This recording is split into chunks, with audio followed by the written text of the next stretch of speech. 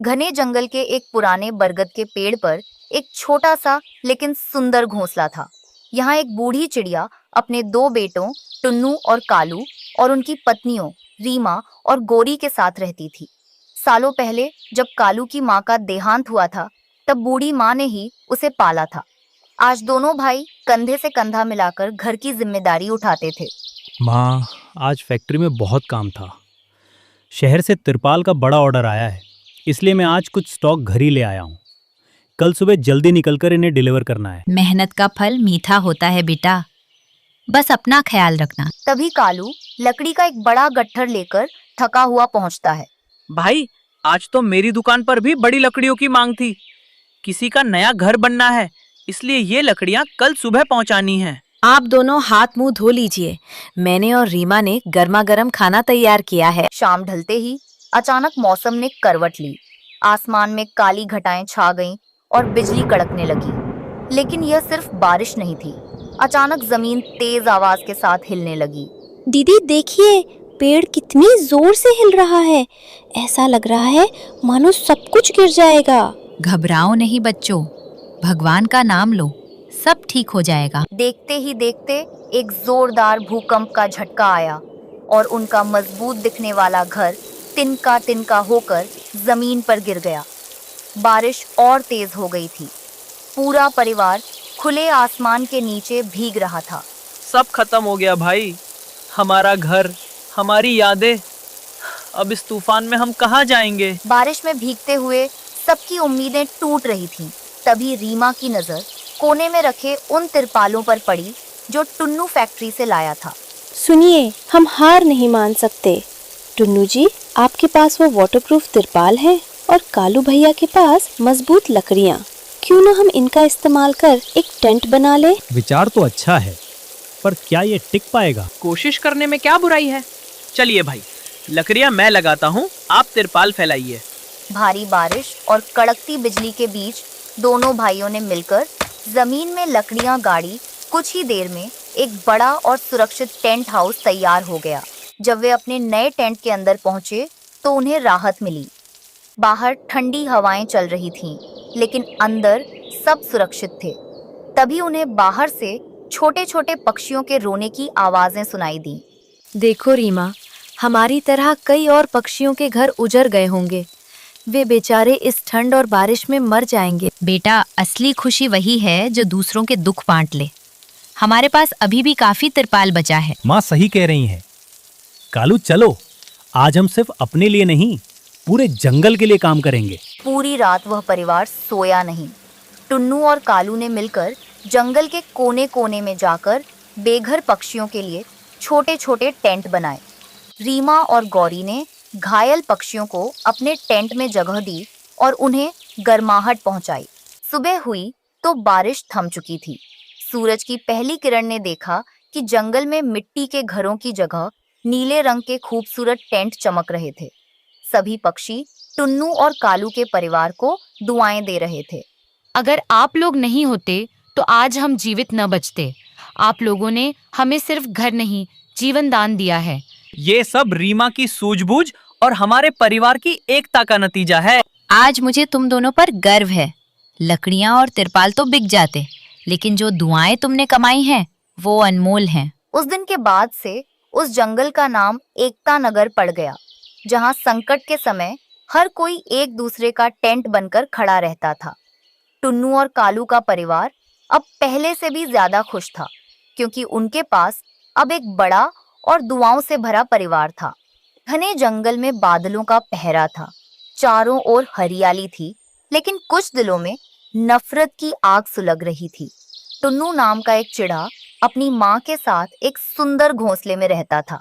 एक शाम मूसलाधार बारिश के बीच टुन्नू एक भीगी हुई, सहमी हुई अनाथ चिड़िया रीमा को अपने साथ ले आया। ये क्या तमाशा है टुन्नू? इस ऐरी गैरी भीगी हुई चिड़िया को हमारे घर क्यों ले आए? मुझे लगा था तू किसी रईस खानदान की चिड़िया से ब्याह रचाएगा, जिसका घोंसला तिनकों से नहीं रेशम से बना हो। माँ, रीमा अनाथ है। कल ही इसकी माँ गुजर गई। बाहर तूफान है, क्या मैं इसे मरने के लिए छोड़ देता? मुझे इससे प्रेम है माँ। टुन्नू की माँ ने मुंह फेर लिया। रीमा चुपचाप एक कोने में दुबक गई। उसे क्या पता था कि बाहर की बारिश से ज्यादा ठंडक उसे अपनी सांस की बातों में मिलने वाली है। दिन बीतते गए। टुन्नू काम की तलाश में दूसरे गांव जाने लगा। पीछे से रीमा पर दुखों का पहाड़ टूट पड़ता। एक दिन रसोई में काम करते हुए रीमा के कांपते हाथों से एक मिट्टी की प्लेट गिरकर टूट गई। अभागन, दहेज में तो एक तिनका नहीं लाई और यहाँ आकर मेरे पुरखों के बर्तन तोड़ रही है। रहने को छत दी है तो इसका मतलब ये नहीं कि तू मालकिन बन जाएगी। माँ जी, गलती हो गई, हाथ फिसल गया था। मैं झाड़ू लगा देती हूँ। चुप कर, झाड़ू लगाएगी? ले, इसी झाड़ू से आज तेरी सुध लेती हूँ। सासू माँ ने आव देखा न ताव रीमा को झाड़ू से मारना शुरू कर दिया। रीमा चुपचाप सहती रही क्योंकि उसके पास जाने के लिए कोई दूसरा दर नहीं था। कुछ समय बाद रीमा ने टुन्नू को खुशखबरी दी कि वह माँ बनने वाली है। टुन्नू की खुशी का ठिकाना न था, लेकिन उसकी माँ के चेहरे पर एक अजीब सी लकीर थी। माँ जी, मैं अंडे देने वाली हूँ। ठीक है, खुश होने की जरूरत नहीं। जाकर मेरे लिए गर्मा गर्म गाजर का हलवा बना। काम करने से शरीर चुस्त रहता है, यहाँ रानी बनकर बैठने की जरूरत नहीं है। भारी शरीर और थकावट के बावजूद रीमा ने हलवा बनाया। टुन्नू की माँ उसे आराम का एक पल भी नहीं देती थी। समय का पहिया घूमा। रीमा के घोंसले में एक नन्ही चहचहाहट गूंजी। एक प्यारी सी बेटी ने जन्म लिया। धिक्कार है, मुझे लगा था कुल का दीपक आएगा, पर तूने तो ये पत्थर जन दिया। बेटियों से घर नहीं चलते टुन्नू। माँ, बेटी हो या बेटा, है तो मेरा ही अंश। आप ऐसा क्यों कह रही हैं? टुन्नू की बात सुनकर माँ और भड़क गई। कुछ समय बाद रीमा ने दूसरी बेटी को जन्म दिया। इस बार टुन्नू की माँ का सब्र टूट गया। उस समय टुन्नू दूसरे गांव के खेतों में मजदूरी करने गया हुआ था। बाहर भयानक बारिश हो रही थी। निकल जा इस घर से, मुझे ये बेटियों की फौज नहीं चाहिए। तू और तेरी ये मुफ्तखोर बेटियां मेरे घर का दाना पानी खत्म कर देंगी। माँ ने धक्का देकर रीमा और उसकी दोनों मासूम बेटियों को घोंसले से बाहर निकाल दिया। बिजली कड़क रही थी। रीमा अपनी दोनों बेटियों को अपने पंखों के नीचे छुपाए एक पुराने पेड़ के नीचे बैठी कांप रही थी। तभी आसमान से एक शिकारी चील की नजर उन पर पड़ी। वाह, आज तो बारिश में भीगा हुआ ताजा शिकार मिलेगा। नहीं, मेरी बेटियों को कुछ मत करना।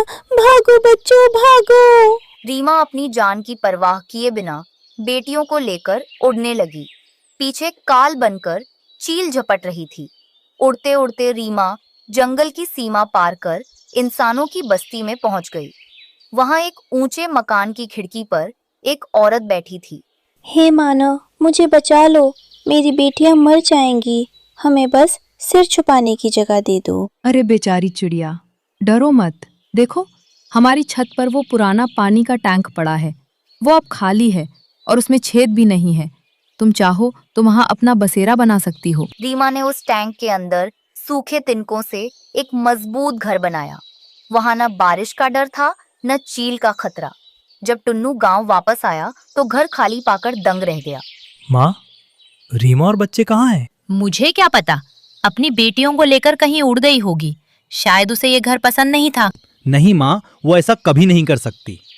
आपने ही कुछ किया होगा। मैं उन्हें ढूंढ कर ही दम लूंगा। टुन्नू पागलों की तरह हर पेड़ हर झाड़ी छानने लगा। अंत में वह उसी इंसानी बस्ती के पास पहुंचा। वहां उसने अपनी बेटियों की चहचहाहट सुनी। रीमा, तुम यहाँ? टुन्नू, देखो, इस लोहे के टैंक ने हमें पनाह दी जो अपनों ने नहीं दी। मुझे माफ कर दो रीमा। अब हम वापस उस नफरत के घर नहीं जाएंगे। हम यहीं इसी सुरक्षित टैंक में अपनी बेटियों के साथ रहेंगे। बारिश अभी भी हो रही थी, लेकिन अब उस टैंक के अंदर सुकून की गर्माहट थी।